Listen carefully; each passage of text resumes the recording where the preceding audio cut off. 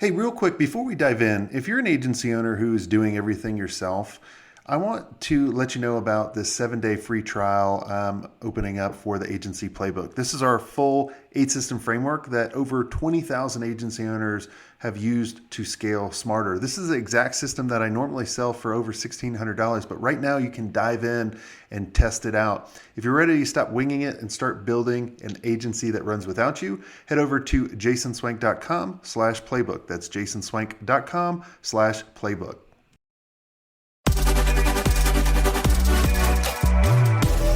Hey, RJ, welcome to the show. Hey, what's up, Jason? Thanks for having me on. Yeah, excited to have you on. So tell us who you are and what you do. Sure. My name is RJ Huebert. I run HBT Digital. We are a lead gen agency in Pittsburgh. So we focus on online ads and generating leads for our clients. Awesome. How'd you get started? I was the corporate marketing guy. I was the corporate marketing guy for about 11 years, rose up through the ranks to marketing director, and I was building someone else's business. I really learned the skills of digital marketing, and somebody else was getting rich.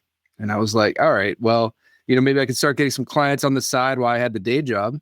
And then launched another brand and really figured out like, hey, I can get people to pay me money to provide services. And so I launched a 5K race company, did that for about 10 years, and then launched my digital marketing agency. Very cool. Awesome.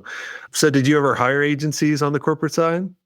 Oh, yeah. And, they were all specialized. There was an SEO company, a PPC company, and then a like outdoor media company, TV and radio. But they were all like, siloed. What was your biggest frustration dealing with agencies on the corporate side? Probably tracking and attribution. That, we're talking probably 10 years ago. So it wasn't always very easy to see where the lead came from or where they're at in the pipeline. So that I think that was kind of the frustration. Somebody would say, "Oh, we're providing all these awesome leads and opportunities," but you don't always see that on the corporate side. That was always a challenge, right? Of where did the lead come from? What is working? We've worked with a lot of agencies over the years as a client, like we've hired them, and I've always told them, I'm going, "Hey, here's the KPIs that I want," but then they would always focus on different KPIs. Like we worked with this one lead gen company. They're like, "Oh, this is our open rate for emails." I don't care about open rate. I care how many meetings are we setting. And they always bring up open rate because that was always a bigger number. I was like, I don't care about that. Did you see that as well? I don't know if you remember way back in the day. Do you remember whisper messages on phone calls? So I remember I was working at Ultimate Medical Academy. They were basically a for-profit medical school, nursing assistant, x-ray tech, phlebotomy. And it was heavy on the lead gen side. And we'd have to program all these like whisper message codes in this phone. So like if somebody called our specific ad and phone number, it would say like, incoming call, newspaper number 1. And then it would go right into the I don't remember call. any of that. That's cool. That was way old school. I mean, that was probably 2010, but interesting way to track. So if you missed that whisper code, you had no idea where that source came from. Oh, that's hilarious. And then those salespeople, they're not going, "Oh yeah, this is from newspaper 1." Exactly. Right. And then the marketer never knows. Yeah. I'm using high level now, and I feel like attribution from, the form, the chat widget, and the other tracking, I feel like works pretty well. And then obviously UTMs, but nowadays I feel like it's pretty good. I'm still starting like GA4. I feel like there's some discrepancies, but yeah, we were always, especially doing like Facebook ads, doing, using Google Tag Manager. Like sometimes it works, sometimes it doesn't. And we're like, and you just kind of get get like a baseline. That's kind of how we would, how we look at it. But as agencies and even business owners, we get so much information, like we're drowning in all this information, but we can't cipher, through the and create knowledge out of it. It seems like. What are your thoughts on when you had like clients, when a lead came in, would you immediately hit up the client and say, "Hey, are you working that lead? Are you following up on that?" While they're still on my website. And this would be my exact script. I'd be like, "Hey, RJ, I saw that you were interested in blah, blah, blah. Sorry, it took me so long to call you back." And they were still on my website. Oh, wow. That's awesome. It was kind of like, you remember the movie Swingers, right? Like when it's like, hey, I got the girl's number. When do I call? And they're like 8 days, 6 days. Like I'm like, well, call right away. Like if they say, here's my number, well, maybe not with the opposite sex right away, maybe the next day. But like when a lead would come in, I would literally call while they're still on my website. That's all I'm thinking about nowadays is like, how are we communicating with that lead and opportunity? And how are we like, if we're not converting them into like a serious prospect, like right now, how do we nurture them? And what does that nurture sequence look like? And I don't think there's a one answer, like this is going to work for everybody, but I've been thinking about like 7-day welcome, like email series. Like, I don't know what your thoughts on that. I don't know if you have like a drip campaign for 365 days. Like some of these people out there are dropping multiple emails per day for a new lead. And to me, that it feels like overkill, but obviously they're doing it so that it might quote unquote work for them. I've always done the thing that I've always wanted to do back to me. So let's break down the Google search or the search engine search. If I'm searching for a particular product or service, I'm going to click on the first one. And then if I like what they have to say, and it's more focused, like if they're a specialist, I'm going to fill out their form. And then I'm going to go to the next one. And I'm going to do the same thing in the next one. So whoever really calls me back first is going to win. And a lot of times I'll get a call. And I remember even being on the first strategy call after we won the account with the client that called us. And I called them back on the first day. And then a week later, we'd be kicking off the project. They would go, hey, I just got a call back from a client when I called you filling out a form. Like they waited 7 days. So I think call them right away. And then what we do on email, and we've changed it up a little bit. I'll explain why. And someone proved me wrong. And then I was like, oh, that kind of makes sense. So we have a bunch of lead magnets out there, like helpful information. But I think that kind of stuff is kind of dying, honestly, right? Because no one wants a boring, 20-minute video. Not saying everybody's video is boring, but some people they're very dry and whatever. And no one wants a white paper. No one wants, to read a case study. So it's getting harder and harder. But what we would do is someone would opt in. So let's say we have a budget buster video. The budget buster video is how to get the prospect's budget 99% of the time. It's a 2-minute video that they can go, oh my God, that would actually work. And then they can go use it. And then they're going to remember me for giving them that because now they got a budget and they're not pitching to, someone that's going to waste their time. And then what we would do is if they watch that video, we would send them another video like that. Well, here's how to convert 80% of your marketing proposals or whatever it is. And then we do that over a period of, let's say, 2 months. And it wouldn't be every day. It would be maybe 4 or 5 days between that. Once they go through that warm-up phase, then we would take them off the warm-up list, put them in the newsletter list. And then this is where my mentality has changed. We used to just send a newsletter once a week or sometimes sporadically, if I'm being honest with you. And what we saw was, and I try to not make it look like a newsletter and make it just look like I wrote it. And that was a mistake.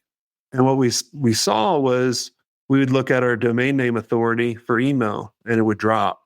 And it would drop big time, right? And you could see if you go to like Postmaster, Google, you kind of check them all out. And it dropped down. So then what one company we started working with, they go, man, we need to build that domain name authority up, but we only need to send to people that have opened up an email in the past 30 days. And we're going to send them an email every day with something of value. I was like, man, if someone sent me an email every day, unsubscribe. They're like, you're not on anybody's list? I was like, I get Seth Godin's every day. Like, do you read it every day? I'm like, absolutely not.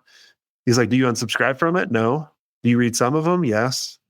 It's like, aha, right? And so that's what we started doing. And it's been crushing it for us. I like that approach. Yeah. So you just gotta, but at the end of the day, I always tell everybody, do how you want to be marketed back to. And don't use the false urgency when it's not false urgency. You know who sends the most annoying emails? And I'm not going to call out a specific person. This is a company. Meta sends at minimum like 4 or 5 different emails every day. And it's just like, what are you doing?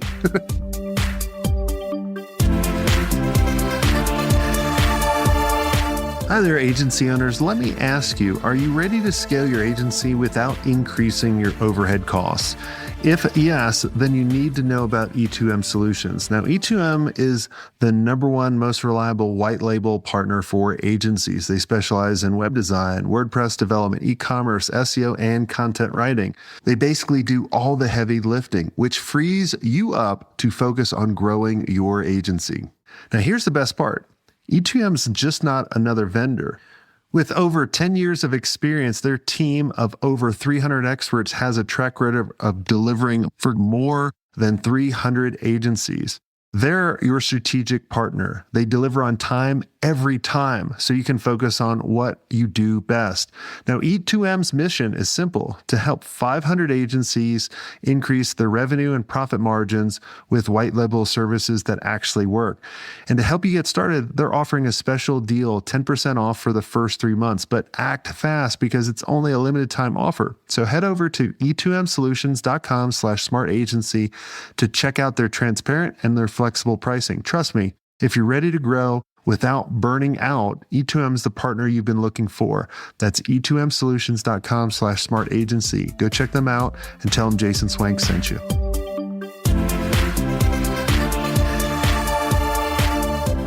Well, you know what's annoying? So we just started running ads again, and we were using an agency. Well, Meta would call us direct, trying to have us work. I was like, man, you're trying to steal work from agency. I published 2 weeks ago, or whenever this is live, you just go look, Mark Zuck declares war on the ad agency because they're trying to do a lot of AI tools where people can go in and kind of replace the agency for the people that want to actually do it. But yeah, they're starting to call clients that are spending, and I can't ever understand them. Their English is horrible. I always say, hey, I'm out with my son right now. Can you send me an email? They never can send you an email for some odd reason. And it's the most annoying. And then they'll just randomly call you and you'll see like business Meta. And I'm like, voicemail. And they provide no value whatsoever. Support on Meta is a little difficult. And then Google ads, oh my God. When you have all these accounts and every quarter you're getting a new rep for every account. And that's just like ignore. Because they're all like, hey, spend more money, add broad match keywords. There you go. Well, so a couple years ago, our Facebook account was hacked.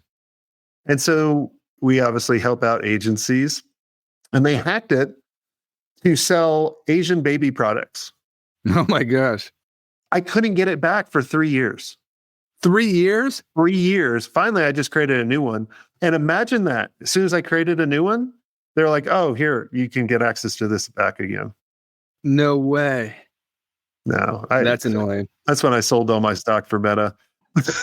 And then my stockbroker constantly reminds me how bad of a decision that was. I was like, son of a bitch. I was like, why do they keep going up? Mm-hmm. So what's been a surprise being from the corporate side to the agency side? What's been a surprise for you? How hard it is. It's so easy going into your day job, right? And focusing on one client, one thing, one task, and just doing that every day. And it's robotic and boring, and that's why people get out of it. But it's so like quote unquote cushy. I mean, yes, there is stress. Yes, you're going to have a boss. Yes, you're going to have to do things. But wait till you get out on your own and try to get clients to pay you money, pay you every month, and find new clients and keep them happy. I think what I love about it, though, is you can get fired any single day in your corporate job, and that's your one opportunity, and you lose that opportunity and you're not eating.